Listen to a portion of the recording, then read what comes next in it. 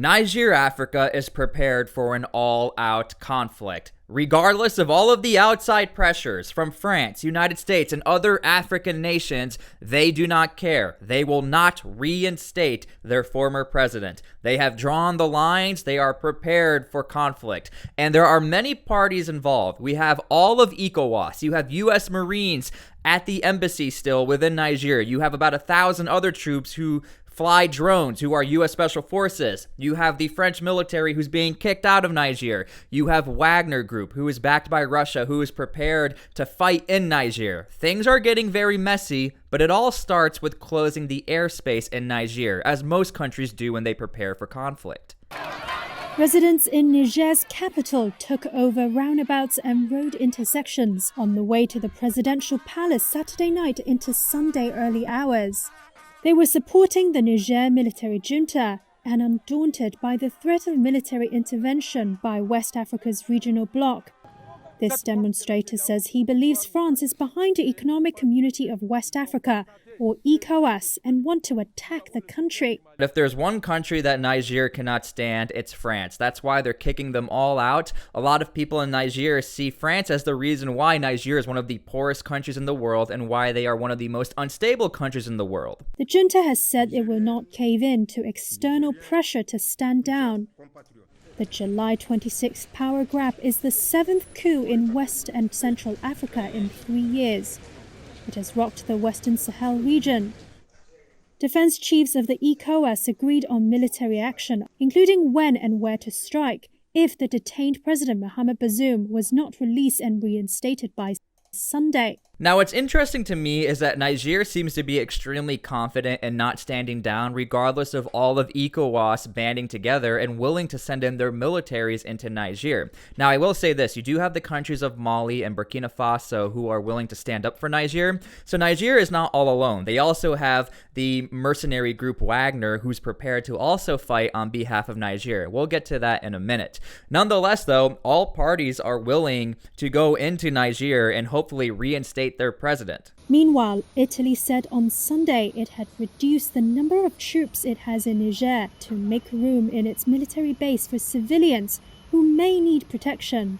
A military plane took off from Niamey and landed in Rome late on Saturday, with 65 Italian soldiers as well as 10 US soldiers.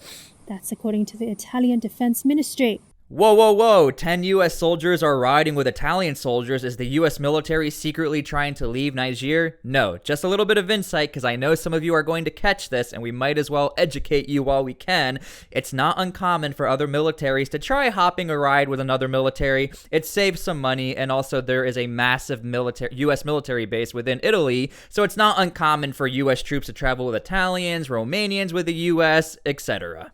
Okay, so the good news is most of the African nations involved with this potential conflict, they do not want the conflict. However, everyone is saying they are prepared for conflict, so keep that in mind if you see people trying to over-exaggerate what's going on. This is a very difficult situation to navigate, especially for the U.S. military, where the airspace is closed and the major operation within Niger is flying drones. So how is that happening? Well, to be fair, it's not happening, and this is actually a massive blow for the U.S. military because a lot of money and resources were invested into Niger to build these drone bases and to use them as hubs to fly around Central Africa and essentially to take out militant groups who may be potential threats to other African nations, but also the United States and other European nations. Nonetheless, while the U.S. military is grounded, militant groups can be operating and doing whatever they want. That is the main reason why the United States wants to continue operations and is not calling what's happening in Niger, Africa, a coup. Something I really want to point out, you'll notice that Niger has really only been critical of France during this entirety of conflict. They've never really mentioned the United States. They like the United States. The U.S. military, again, is there to operate their drones in the airspace to look for militant groups. The U.S. military is also there to train neighboring African countries to work with with the military of Niger. Now, unironically, a lot of the people who are going to be defending Niger if this conflict happens will be soldiers who were trained by the U.S. military. So that's where things can get a little complicated, where the U.S. military now finds themselves in the middle of a conflict. Not that they started, but they trained a lot of these military leaders, so that can get a little awkward real fast. But again, understand this, the United States, they are the guest in Niger. They don't have like whatever pull and power they want. They're not even able to fly their drones to help Niger to combat military groups. That's how serious Niger is taking this entire operation and shutting down the airspace. It affects everybody. Now, what's also interesting about the United States and Niger's relationship is that the United States, they are pausing some help for Niger, pausing giving away some money. But one thing the U.S. military is still doing, they're still helping with humanitarian aid, regardless if they are not willing to call this a coup. And really, it's looking like Niger and the United States might have to part ways soon. They are still helping. They, being the United States, is still helping Niger with humanitarian aid. So food, water, shelter, things like that. Now, let's really get to the meat and potatoes of this story, where it gets even more complicated for the U.S. military and Niger, is that Niger has requested help from Wagner to fight on their behalf and help with security in case anything goes down within Niger. And when I say go down, I mean all-out conflict. Niger's new military junta has asked Russian mercenary group Wagner for help. The request comes as the deadline nears for it to release the country's ousted president or face a possible military intervention by the West African regional bloc. Coup leader General Salifou Modi made contact during a visit to neighboring Mali as international pressure increases. So again, it looks like Mali was able to facilitate a deal or be able to be the middleman on behalf of Wagner to hopefully talk to Niger. One thing you need to understand is that Mali pays about $200 million in a contract to have Wagner be security forces within Mali. And again, Mali really likes Niger. They've spoken really highly of them. They've even kicked out France because of them. They've kicked out the UN. They said, we don't need any of you guys. We have Wagner. They like Wagner. So I know that's hard for a lot of us to understand because we see Wagner for who they really are, a bunch of thugs who are really well trained and good at their job because there's no oversight. They can do whatever they want in Mali. And they've pushed all of the militant groups they've taken out into Niger. They're all bleeding into Niger. So it's very ironic that all of a sudden Niger is willing to work with the force who's making the problems in their countries. Nonetheless, they have asked Wagner for help.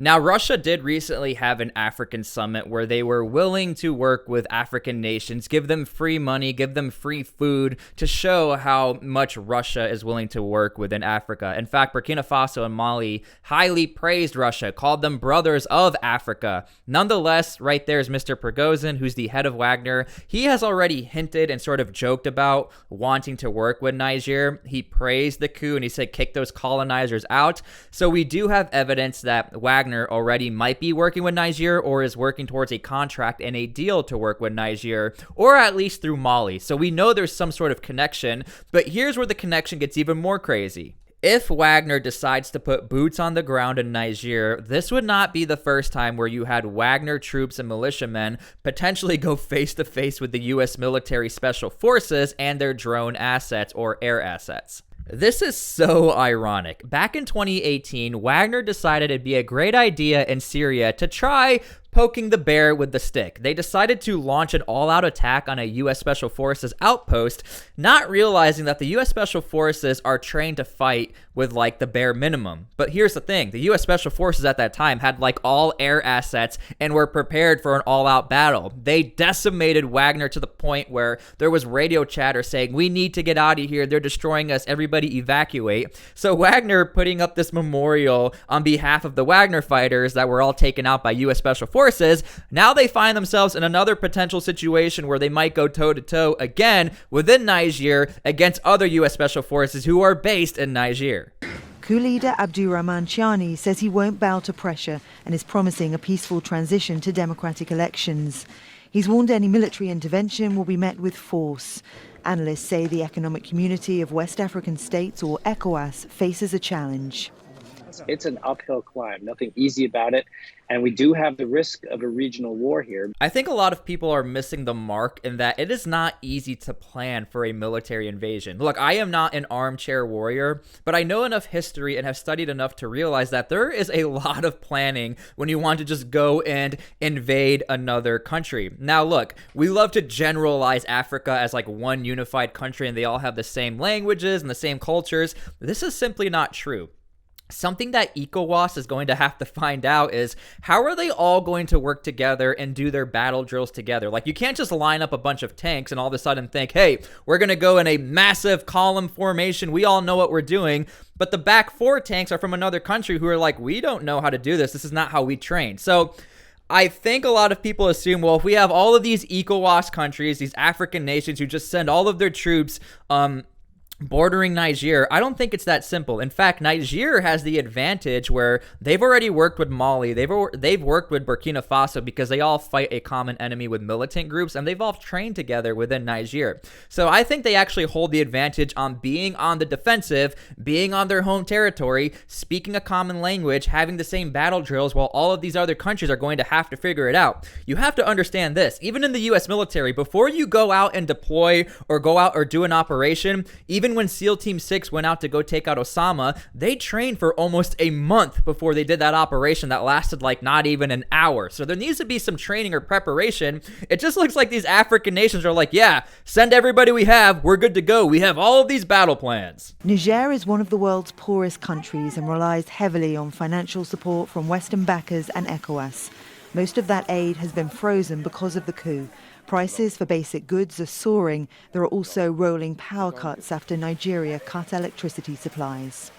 Frankly, I felt it in my pocket, and right now, where we are, we're all stocking up, because in a month's time, what's it going to be like? That's the question. Now, this is the perfect situation for militant groups to swoop into Niger and to start recruiting bandits and gangs to say, look, they're cutting your power supplies, you don't have any money, let's work together and fight one common enemy and take back your nation. We'll all work together. We will make sure everyone is safe.